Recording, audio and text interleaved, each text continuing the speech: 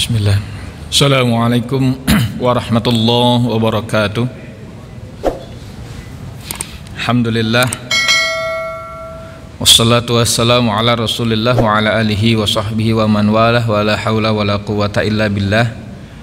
Asyhadu an la ilaha illallah wahdahu la syarikalah wa asyhadu anna Muhammadan abduhu wa rasuluhu alladzi la nabiyya wa la rasula ba'dah. Amma ba'du. Hadirin jamaah salat zuhur Masjid Al-Ihsan yang Allah muliakan, Bapak Ibu sekalian yang dirahmati Allah Subhanahu wa taala. Alhamdulillah, puji syukur kepada Allah atas segala nikmat. Salawat dan salam semoga Allah curah limpahkan kepada baginda alam Nabi Muhammad sallallahu alaihi wasallam, juga kepada keluarga, sahabat dan seluruh umat yang senantiasa istiqomah mengikuti ajaran-ajarannya, mengikuti sunnah-sunnahnya hingga akhir hayat nanti. Mudah-mudahan kita termasuk di dalamnya, amin ya rabbal alamin. Hadirin rahimakumullah, langsung saja pada poin pembahasan pengantar. Beberapa waktu yang lalu pihak pengurus Masjid Al-Ihsan meminta kami untuk membahas materi Sirah Nabawiyah atau perjalanan. Sirah itu artinya perjalanan, dari kata saro yasiru, perjalanan. Dalam Al-Quran kita tidak asing dengan kalimat Asra atau surah Al-Isra. A'udzubillahi minasyaitonirrajim. Subhanalladzi asra. Nah, kalau asra itu bukan berjalan atau perjalanan, tapi memperjalankan. Jadi ada objek. Bukan dia yang berjalan, tapi orang lain yang diperjalankan. Bahasanya asra. Nah, sirah itu perjalanan. Sirah Nabawiyah artinya perjalanan Nabi. Keunggulan kita mempelajari sirah salah satunya, jadi sama dengan mempelajari hukum, sama dengan mempelajari praktek ibadah, sama dengan mempelajari akhlak. Karena dalam perjalanan Nabi jelas komplit. Kalau kita bahas sejarah Nabi Muhammad saja, kan hidupnya Nabi itu selama menjadi Nabi dan Rasul itu 22 tahun. Belum lagi kalau dibahas sepanjang hayatnya, sepanjang hidupnya, karena dalam perjalanan kehidupan Nabi Muhammad Sallallahu Alaihi Wasallam itu terlalu banyak poin, terlalu banyak pelajaran yang sangat sayang untuk kita lewatkan. Bagaimana masa kecil Nabi, bagaimana masa remaja Nabi, bagaimana masa pemudanya Nabi, bagaimana masa dewasanya Nabi, dan bagaimana kehidupan setelah nikahnya Nabi, dan bagaimana kehidupan setelah Nabi diangkat menjadi Nabi.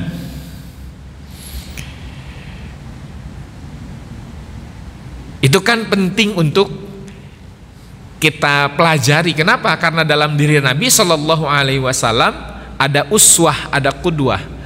Kata Allah Subhanahu Wa Taala, laqad kana lakum fi rasulillahi uswatun hasanah. Sungguh dalam diri Rasulullah itu ada suri tauladan yang baik.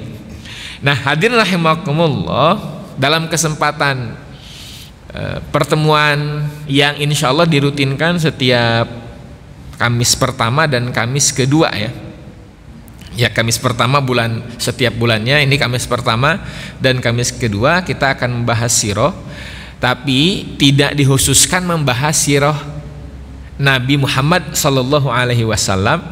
Kita akan bahas dari nenek moyang kita semua, dari Nabi Adam alaihi salam, supaya ketemu. Entry point pembahasannya adalah ternyata masih banyak orang-orang yang memahami bahwa Islam adalah agama terakhir, agama bontot, agama bungsu yang dibawa oleh Nabi Muhammad. Itu yang pertama. Islam adalah agama terakhir, anggapannya demikian.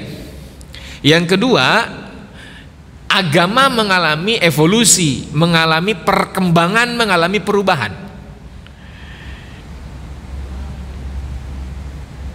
Yang ketiga, ada anggapan bahwa semua agama itu sama. Nah, hadirin rahimakumullah, kita akan jawab satu persatu.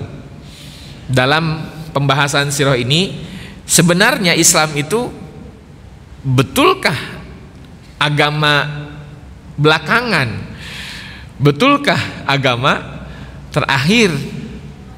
Betulkah nabinya orang Islam itu cuma Nabi Muhammad? Nah, hadirin rahimakumullah,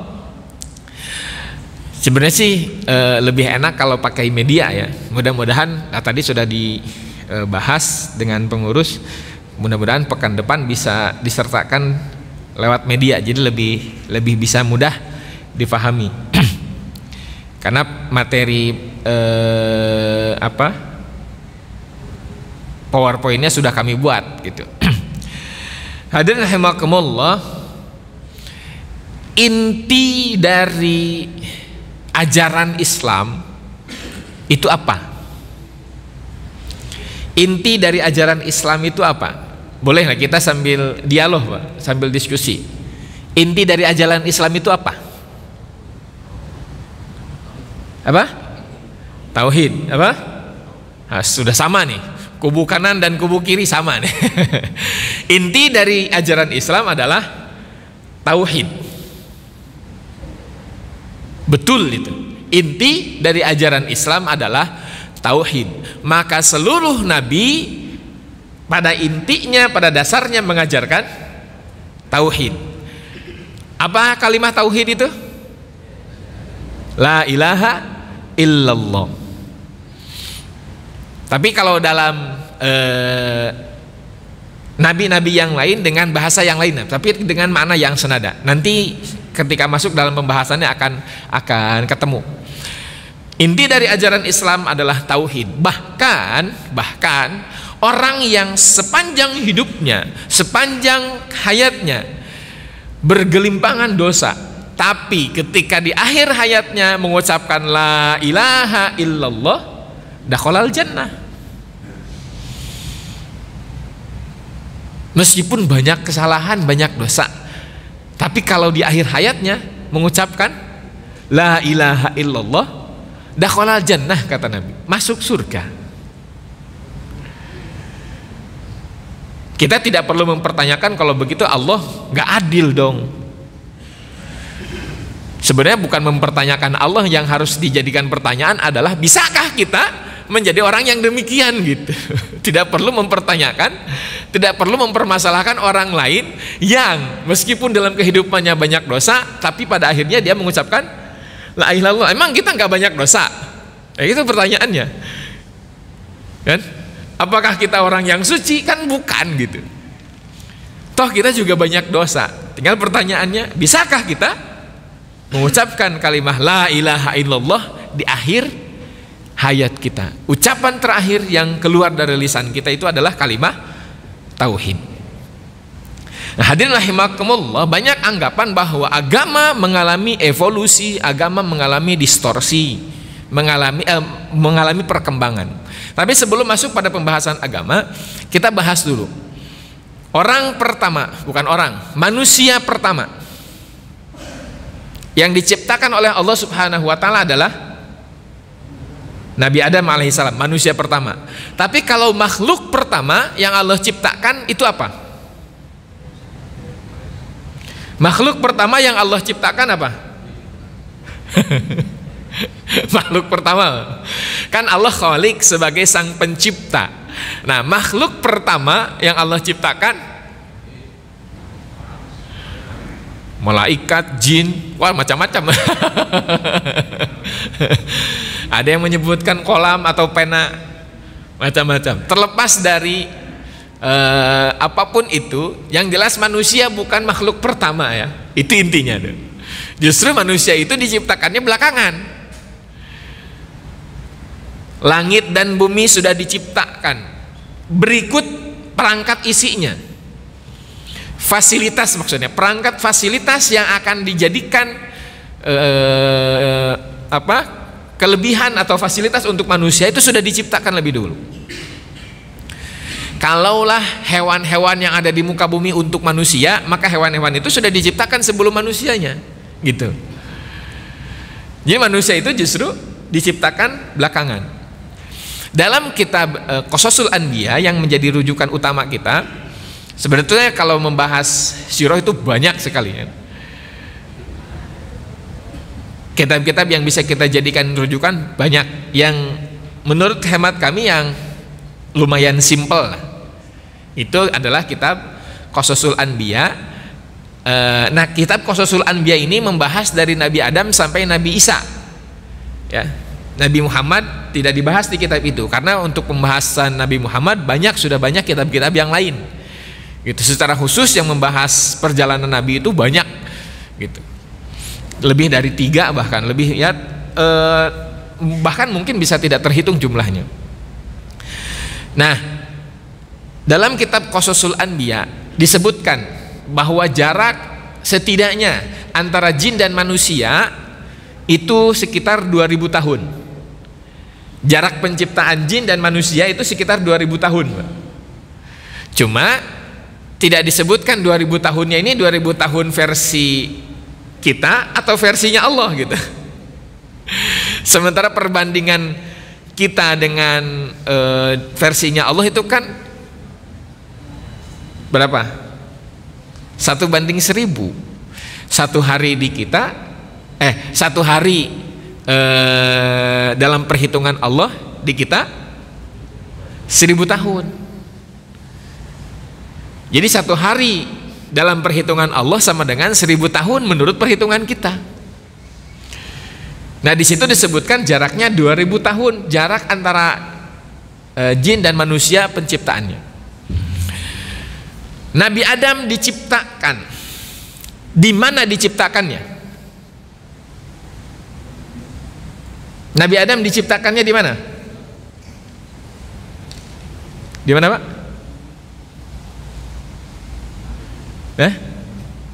Di mana Nabi Adam diciptakan? Di surga. Jawab saja Pak, nggak apa-apa. Ya, kalau benar ya dapat 2, kalau salah dapat 1 gitu. Nilainya. Di mana Nabi Adam diciptakan? Di surga. Untuk kemudian tinggal di mana? Diciptakan di surga untuk tinggal di surga. Yakin nih? Berarti harus penyamaan frekuensi nih, harus persamaan frekuensi. Nabi Adam Allah ciptakan di surga untuk tinggal di bumi, bukan untuk tinggal di surga. Diciptakannya di surga tapi untuk tinggal di bumi. Dari awal master plan-nya Allah Subhanahu wa taala menciptakan manusia itu tinggal di bumi, bukan tinggal di surga. Maka dalam hal ini dari sini bisa disimpulkan bahwa turunnya Nabi Adam dari surga ke bumi itu by design, bukan by incident. Kan kita taunya Nabi Adam, kenapa Nabi Adam diturunkan ke bumi? Karena makan buah itu. Betul, asbabnya ada. Tapi dari awal memang akan diturunkan ke bumi. Jadi sekali lagi, Nabi Adam Allah turunkan ke bumi by design, bukan by incident. Dengan kata lain, Nabi Adam memakan buah itu atau tidak, Nabi Adam mendekati pohon itu atau tidak, tetap akan diturunkan ke bumi juga. Ini nanti terkait dengan pembahasan qada dan qadar nih. Ya, ada qada, ada qadar. Kan kita beriman sama qada dan qadar, ya. Beriman gak Pak? Ya haruslah, kalau nggak beriman ya nggak jadi orang beriman kita. Karena rukun iman kan harus lengkap, harus 6 semuanya lengkap. Beriman pada qada, beriman pada qadar. Apa kita bahas dulu nih qada dan qadarnya nih? Biar nyambung lah ya, biar nyambung kita bahas dulu Pak. Karena ini supaya mudah dipahami. Qada itu ketetapan Allah. Apapun alasan yang ada, pokoknya ini ketetapan Allah. Jadi ketetapan Allah secara mutlak gitu. Qada itu ketetapan Allah secara mutlak. Nah, qadar ketetapan Allah yang menjadi penyerta dari qada itu. Qada tidak akan berubah. Qadar bisa jadi berubah. Ya. Qada tidak akan berubah. Qadar bisa jadi berubah. Contoh gini, tadi kasus Nabi Adam lah ya. Kita kasih komparasi perbandingan. Ini karena di sini kebanyakan bapak-bapak biasanya pada suka nonton bola nih. Suka nonton bola, Pak. Ya. Ada orang nonton bola, Pak. Final Liga Champions nih kemarin nih. Katanya sih. Apa? Pengen nonton final. Itu kan jam berapa? Jam 2 ya? Jam 2 pagi. Baik. Orang lagi nonton bola, Pak. Jam 2 pagi. Sendirian nih. Atau rame-rame lah, bebas lah itu. Nah, qadanya Allah, malam itu orang itu meninggal, Pak. Itu qadanya Allah, ya. Qadanya Allah, orang itu meninggal malam itu. Qadarnya terkait dengan alasan dia meninggal. Kan kita suka mempertanyakan kalau ada orang meninggal, ya kan Pak? Kalau ada orang meninggal, respon kita yang pertama apa? Pertanyaan kita yang muncul apa? Nah, meninggalnya kenapa? Padahal sebenarnya kalau dalam ranah ketauhidan tidak harus ada pertanyaan itu sebenarnya. Kenapa? Karena jawabannya sudah pasti. Sudah qadanya Allah, sudah ketetapannya Allah. Nanti turunannya, kenapa meninggalnya? Dicabut nyawanya. Jawaban yang lain, jatah rezekinya sudah habis di dunia. Apalagi Pak? Biasanya kan yang muncul dari kita adalah pertanyaan kenapa meninggal, dan jawabannya harus sakit, karena sudah berumur, karena kecelakaan, atau apa lagi? Hah? Itu ada urusannya gak dengan ketauhidan? Kan gak ada. Syarat mati itu tidak harus sakit, syarat mati itu tidak harus tua, syarat mati itu tidak harus macam-macam.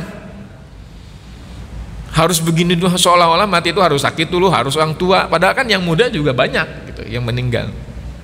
Nah, kembali kepada cerita tadi. Contoh, qadanya Allah, malam itu dia meninggal. Nah, ketika apa sih istilahnya? Babak pertama selesai, istirahat ya. Setelah 45 menit dia lapar, Bang. Dia lapar. Dia cek ke dapur pengen masak mie, ternyata habis stoknya. Karena sudah pengen dan memang perasaannya lapar, akhirnya dia tetap memutuskan meskipun gak ada di dapur, tetap mengupayakan, mengusahakan. Dia pergi ke warung. Warungnya ternyata agak jauh, Pak. Jadi harus pakai kendaraan. Dalam hal ini kita pakai sepeda motor lah gitu. Harus pakai motor, Pak. Dalam perjalanan kecelakaan, meninggal.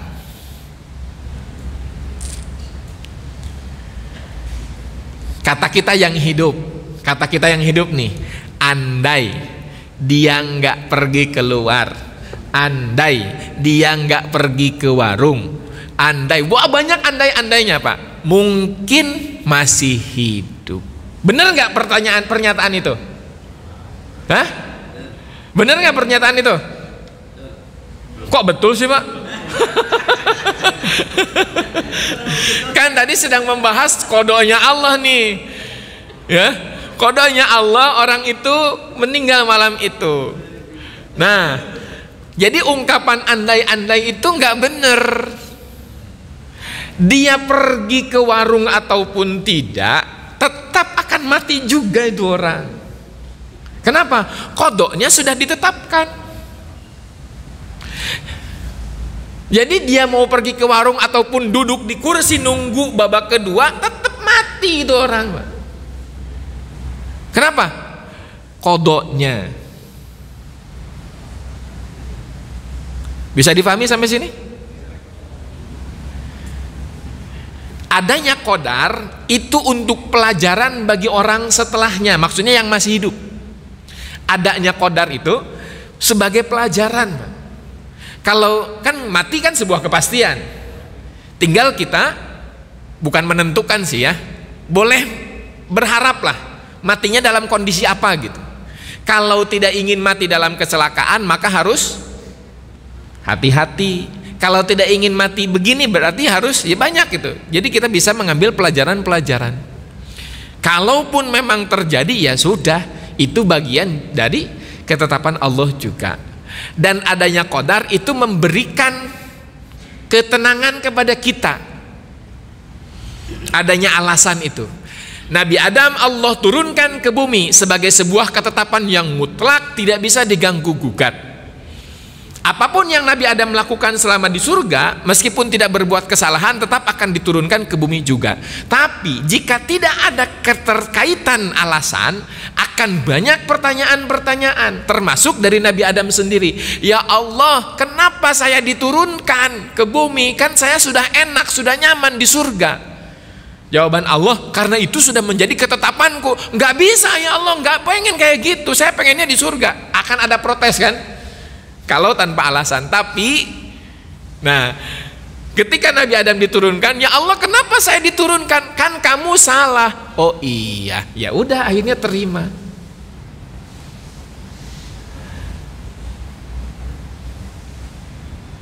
Nah, adanya qadar itu memberikan ketenangan, memberikan kenyamanan kepada kita, dan memberikan pemahaman kepada kita supaya kita bisa menerima keadaan itu. Dan itu bisa kita tentukan, maksudnya bisa kita pilih lah gitu.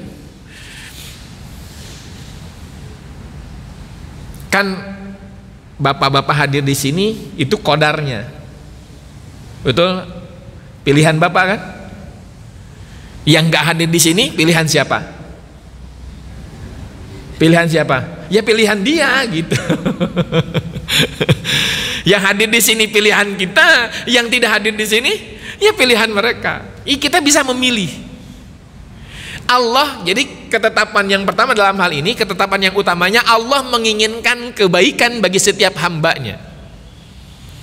Tinggal kitanya mau ngambil atau tidak, gitu loh. Orang-orang yang hadir di sini mengambil kebaikan itu, tawaran dari Allah. Yang tidak hadir di sini belum.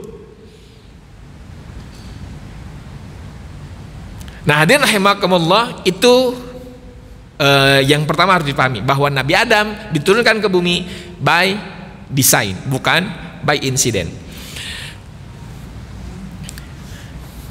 Ada pertanyaan, kenapa kalau memang harus tinggal di bumi, kenapa diciptakannya di surga? Ada dua jawaban. Yang pertama, untuk mengenalkan kepada Nabi Adam siapa Allah, siapa yang menciptakan. Karena Allah tinggalnya, ya sebenarnya sih terserah Allah ya mau tinggal di mana, kita tidak perlu mempertanyakannya. Allah maunya di sana gitu. Allah menciptakan Nabi Adam di surga, satu untuk mengenalkan siapa dirinya, maksudnya siapa diri Allah kepada Nabi Adam.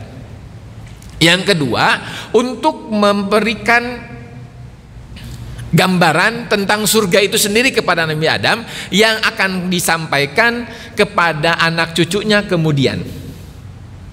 Hai Adam, aku ciptakan kau di sini dengan segala macam bentuk kenikmatan dan engkau akan kembali ke sini nanti.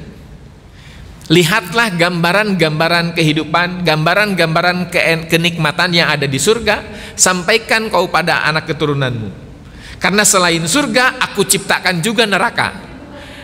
Kalau kau dan anak keturunanmu ingin masuk ke dalam surga, ajarkan, sampaikan apa yang harus dilakukan agar bisa masuk ke dalam surga. Sampaikan juga bentuk gambaran neraka. Kenapa? Karena orang-orang yang tidak, intinya jangan sampai berbuat amalan-amalan yang akan mengantarkan ke dalam neraka. Nah, itu poin pelajaran kenapa Allah menciptakan Nabi Adam di surga, untuk memberikan pelajaran. Kan Nabi Adam di bumi punya anak, berdasarkan ketauhidan Nabi Adam menyuruh anak-anaknya untuk menyembah Allah. Allah itu siapa? Nabi Adam jelaskan kenapa harus menyembah Allah, supaya kita masuk ke dalam surga. Nah, anak-anaknya Nabi Adam kan tanya, surga itu apa? Surga itu begini, begini, begini, dan begini.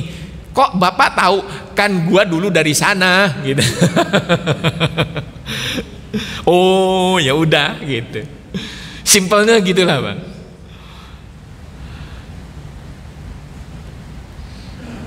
Nabi Adam kemudian tinggal di bumi, kemudian berkembang biak dengan mengajarkan ketauhidan, dengan mengajarkan agar semuanya bisa menyembah Allah Subhanahu wa taala dengan meninggikan kalimat tauhid. Tapi pada akhirnya kemudian itu mengalami pergeseran, mengalami penyimpangan.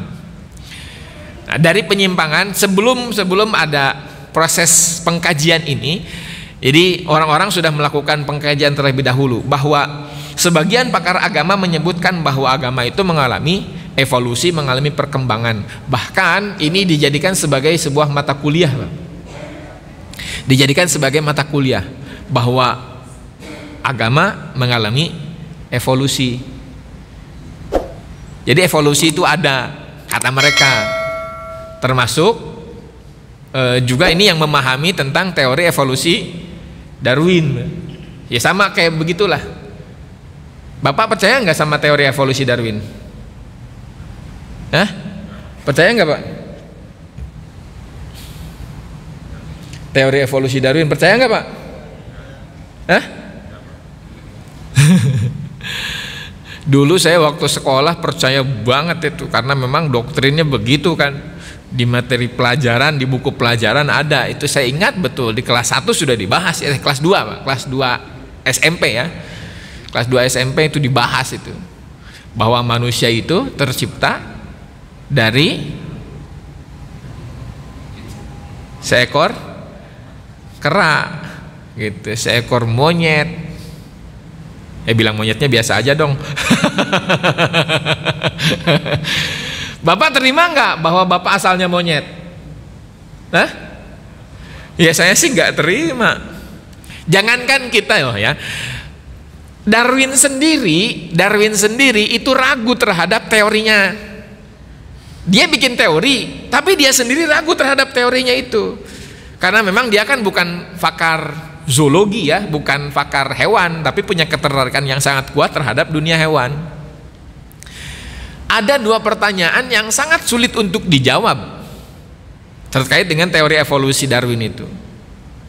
Pertanyaan yang pertama, kalau manusia itu berasal dari monyet, terus monyet-monyet yang ada, jadi dulu monyet-monyet yang dulu berubah karena kehilangan habitatnya, akhirnya kemudian berjalan-jalan di tanah, lama-lama makin tegak, lama-lama makin ganteng katanya. Jadilah wujudnya seperti kita. Nah, kalau monyet-monyet dahulu bisa berubah menjadi manusia, terus monyet-monyet yang sekarang kapan jadi manusianya? Sebab kita membiarkan, jangankan mengurung, membiarkan monyet berjalan-jalan, ya tetap saja monyet gitu. Jangankan jadi manusia, jadi ganteng aja enggak. Itu pertanyaan pertama. Pertanyaan yang kedua, kalau monyet-monyet yang dahulu berubah menjadi manusia, terus monyet yang ada sekarang itu anak siapa? Sementara monyet-monyet yang dulu sudah berubah menjadi manusia. Terus monyet yang sekarang itu anak siapa? Sementara tidak ada manusia beranak monyet. Tapi kalau ada manusia yang melahirkan manusia tapi kelakuannya kayak monyet, mungkin ada ya.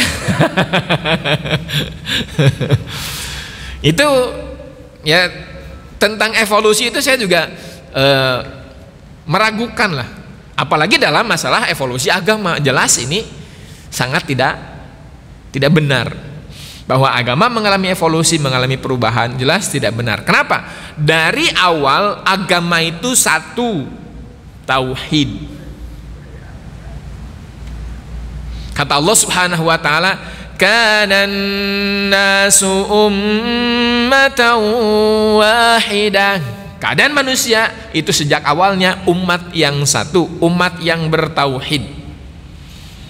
Dari zaman Nabi Adam mengajarkan ketauhidan, tapi belum dikenal dengan istilah agama Islam. Baru dikenal dengan agama tauhid. Jadi dikenalnya agama tauhid. Pemahaman yang mengatakan bahwa agama mengalami evolusi berawal dari animisme, dinamisme, politeisme sampai akhirnya menjadi monoteisme. Animisme kepercayaan kepada binatang, dinamisme kepada benda yang lain, kemudian politeisme pokoknya pada keyakinan yang banyak Tuhan, gitu. Sampai akhirnya menjadi monoteisme, menjadi keyakinan yang satu. Itu dengan anggapan bahwa agama Islam adalah agama belakangan, agama bontot. Nah, hadirin rahimakumullah, dalam perjalanannya dari Nabi Adam sampai ke Nabi Nuh alaihi salam itu aman, tidak ada penyimpangan dalam ranah tauhid. Dari Nabi Adam sampai Nabi Nuh itu sekitar 10 generasi. Dari Nabi Adam sampai Nabi Nuh itu sekitar 10 generasi. Tidak ada penyimpangan, tidak ada kesyirikan lah gitu. Tidak ada orang-orang yang berbuat syirik. Baru kemudian di zaman Nabi Nuh, atau dengan bahasa lain, Nabi Nuh diutus oleh Allah Subhanahu wa taala karena terjadi penyimpangan. Jadi penyimpangan dulu baru diutus nabi. Gitu. Penyimpangan utus seorang nabi. Penyimpangan utus lagi seorang nabi. Terus begitu siklusnya Pak sampai ke Nabi Muhammad sallallahu alaihi wasallam. Jadi pada intinya dalam hal ini setiap kelahiran manusia itu pasti punya peran, Pak. Poinnya, pelajarannya. Setiap kelahiran manusia Allah telah tetapkan bahwa orang itu pasti punya peran. Dan tugas kita adalah mencari itu. Bapak yakin gak bahwa Bapak itu, kita semua itu punya peran, Pak, di tengah-tengah masyarakat paling tidak? Yakin gak? Yakin ya? Dan peran yang bermanfaat maksudnya ya. Karena kita sudah diberikan fasilitas akal oleh Allah, jelas peran yang kita punya adalah harus peran yang bermanfaat. Jangan jadi peran yang sebaliknya.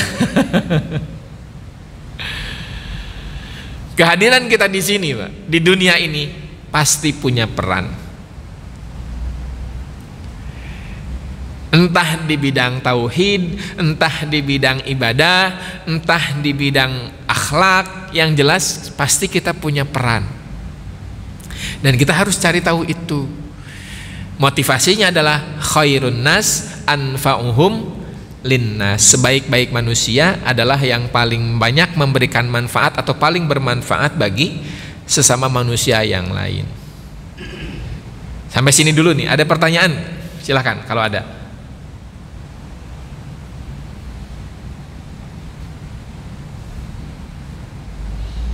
Berarti difahami semua ya?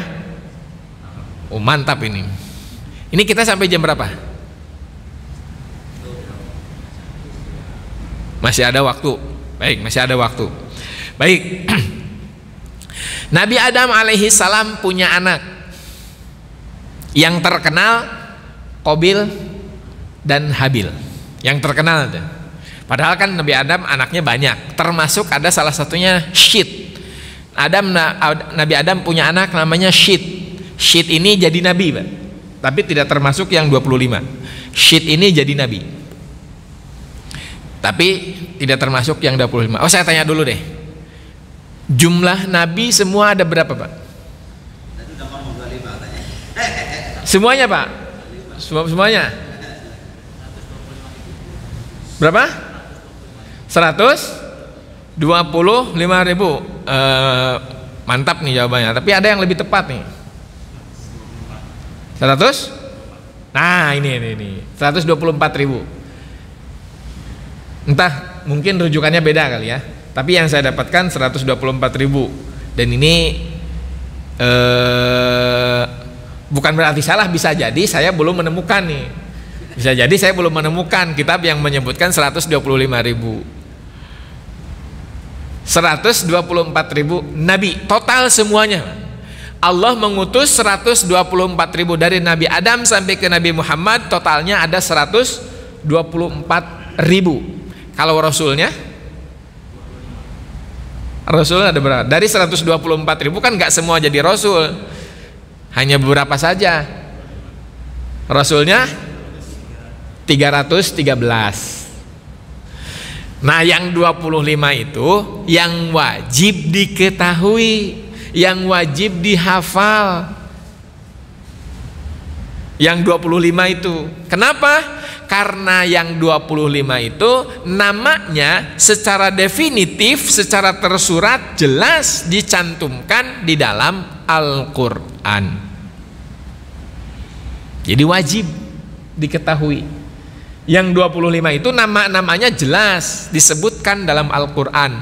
Adam, Idris, Nuh, Hud, Soleh, itu semuanya dicantumkan jelas, disebutkan namanya dalam Al-Quran. Kok cuma 25 yang wajib? Ya karena itu yang tercantum. Kalau ditanya lagi kenapa sih cuma 25 padahal kan banyak banget, ada 125.000.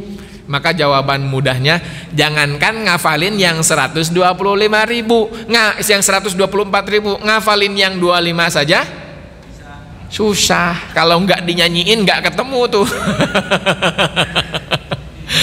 Kalau nggak dinyanyiin mesti ada yang kelewat. Karena itu alasannya, simpelnya lah. Jadi karena namanya secara definitif tertulis dalam Al-Quran. Tinggal sekarang harus diluruskan juga nih, harus diluruskan juga perbedaan antara Nabi dan Rasul. Nabi orang yang menerima wahyu tapi tidak wajib menyampaikan. Kalau Rasul orang yang menerima wahyu tapi wajib, punya kewajiban untuk menyampaikan. Sepakat semua? Atau ada yang beda? Ada yang tidak setuju nggak? Yang tidak setuju angkat tangan. Berarti saya doang nih yang nggak setuju nih. Saya adalah orang yang tidak setuju dengan pendapat itu, dengan definisi itu. Nabi adalah orang yang mendapatkan wahyu, yang diberi wahyu tapi tidak punya kewajiban untuk menyampaikan, untuk berdakwah. Sementara Rasul orang yang diberikan wahyu dan punya kewajiban untuk berdakwah. Kalau definisinya begitu, terus ngapain dia jadi nabi? Ya enggak? Kita nabi atau bukan? Kita ini nabi atau bukan, Pak? Bukan. Jawab aja, memang kok ragu banget sih. Kita ini nabi atau bukan? Bukan. Nerima wahyu atau tidak? Nerima wahyu enggak dari Allah langsung? Nerima enggak? Enggak. Punya kewajiban dakwah enggak? Nuh, kita aja yang bukan nabi punya kewajiban dakwah. Terus yang jadi nabi kok nggak punya kewajiban dakwah, gimana ini? Berarti yang salah di definisinya, bukan di nabinya. Yang salah definisinya. Ada yang nggak pas nih. Dulu saya juga memahaminya begitu. Nabi adalah yang menerima wahyu tapi tidak punya kewajiban berdakwah. Kalau Rasul menerima wahyu tapi punya kewajiban. Sekarang baru ketahuan. Terus ngapain dia jadi nabi? Orang kita aja yang bukan nabi punya kewajiban dakwah. Baru sadar ya, Pak ya? Oh, iya juga ya. Saya juga belakangan Pak baru sadarnya setelah memahami, setelah membaca definisi Nabi dan Rasul itu yang benar gitu. Nabi utusan Allah yang Allah berikan wahyu tapi tidak membawa perangkat syariat, hanya meneruskan dari Nabi atau Rasul sebelumnya. Rasul seorang yang Allah berikan wahyu, Allah berikan kewajiban berdakwah tapi membawa perangkat syariat. Dalam hal ini Rasul pertama adalah Nabi Nuh alaihi salam, sebagaimana hadis Nabi yang menyebutkan bahwa Nabi Nuh adalah Rasul pertama. Nabi Adam bukan Rasul karena dia tidak membawa perangkat syariat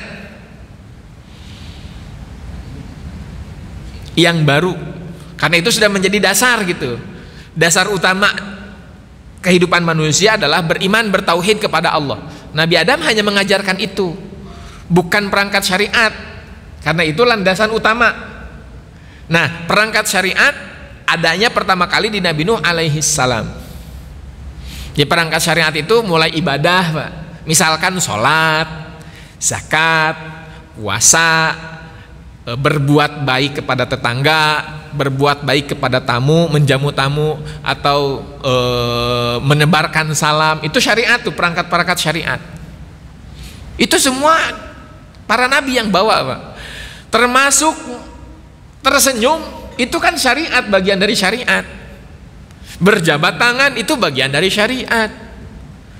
Cara berjalan, cara berpakaian, cara semuanya itu perangkat syariat yang telah Allah ajarkan lewat para nabi. Zaman Nabi Adam belum ada syariat-syariat begitu tuh. Makanya tidak disebut sebagai Rasul. Kan itu bawa ajaran tauhid. Ajaran tauhid bukan syariat, itu landasan hidup, landasan utama. Ya, landasan hidup, landasan utama. Sebenarnya ini nggak harus disampaikan nih Pak, tapi untuk lebih memahami kasarnya nih Pak, kasarnya orang nggak beribadah tapi dia punya ketauhidan tinggi itu bisa masuk surga. Tapi ini tidak untuk ini ya, bukan. Ntar saya dibilang aliran sesat lagi. Enggak, tetap harus ibadah karena kita banyak dosa masalahnya gitu. Untuk menutupi itu semua dan kita ingin menjadi pengikutnya Nabi. Kalau pengikutnya Nabi Adam monggo Pak, cuma bertauhid tapi nggak ibadah silahkan. Syaratnya jadi pengikutnya Nabi Adam. Karena kita pengikutnya Nabi Muhammad dan Nabi Muhammad membawa perangkat-perangkat syariat, kita ikuti itu gitu. Tidak cukup hanya sekedar beriman kepada Allah. Karena turunannya ada, beriman kepada Allah harus diikuti dengan berbuat Islam, diikuti dengan berbuat ihsan dan lain-lain. Jelas sampai sini? Ya. Nah, antara Nabi dan Rasul tuh, alhamdulillah sudah nambah pemahaman ya. Jadi jangan lagi kemudian mengatakan Nabi tidak punya kewajiban berdakwah. Jangankan Nabi, kita aja punya. Nah, sekalian nih saya sampaikan, yang punya kewajiban dakwah bukan hanya Nabi, bukan hanya Rasul, bukan hanya warasatul anbiya atau para ulama atau para ustadz, para kiai. Semua orang punya kewajiban dakwah, sekecil apapun. Ketika peluang dakwah itu ada, masuk di situ. Di tengah lingkungan, masyarakat, keluarga, peluang dakwah pasti akan selalu ada. Dan kita terkena kewajiban itu. Kata Nabi, balighu anni. Oh, udah pada hafal dalilnya. Balighu anni walau ayat. Sampaikanlah dariku walaupun satu ayat. Dakwah itu tidak harus di mimbar. Dakwah itu tidak harus di forum pengajian. Dakwah bisa dilakukan dimanapun dan dalam kondisi apapun serta kapanpun gitu. Baik hadirin rahimakumullah, cukup barangkali ya, ini sebagai pengantar dulu nih. Sebagai pengantar, mudah-mudahan pekan depan atau pertemuan berikutnya bisa lebih maksimal dengan adanya media, jadi bisa lebih menarik mudah-mudahan ya. Baik, sekian pembahasan ini. Kalau dari slide ini belum membahas, baru 2 slide saja nih Pak, baru membahas pembukaan pengantar.